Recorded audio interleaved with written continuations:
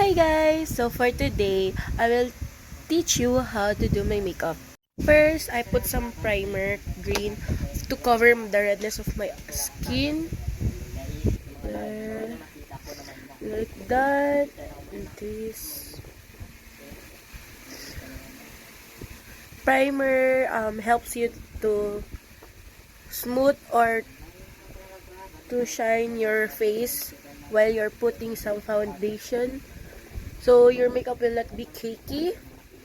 And next, I'm putting the color pink to enlighten my dark kind of my face, the dark part of my face, like the under of my eyes.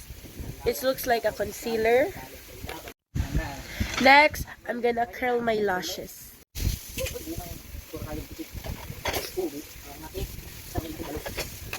Next, I'm gonna put some mascara. I really love their products in Pink Flash because it makes me beautiful. Hui!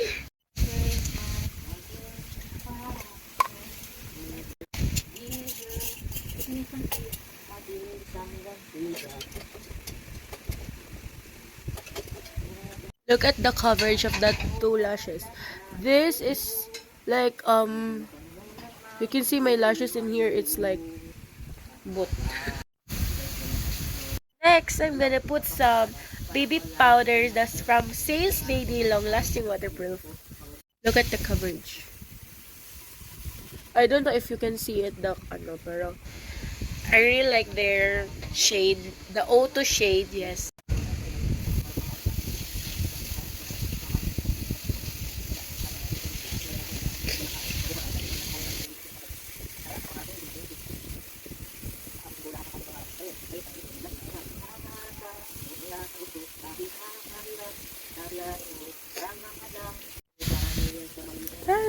Next, I'm gonna put the Pink Flush, their matte lippy, yes, from shade VO5.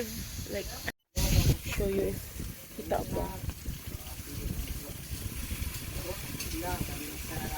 I don't know if makita siya. Basta shade niya VO5. So, hindi ako mahilig sa red. So, dito tayo sa may medyo light red. Oh, light red!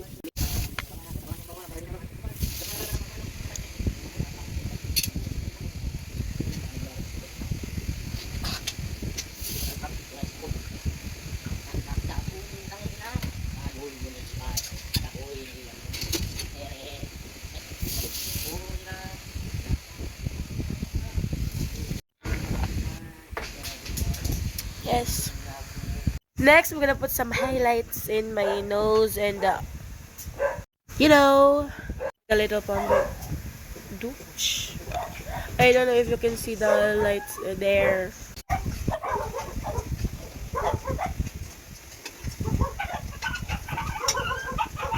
And I'm done!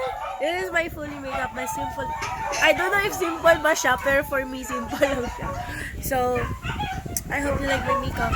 Bye!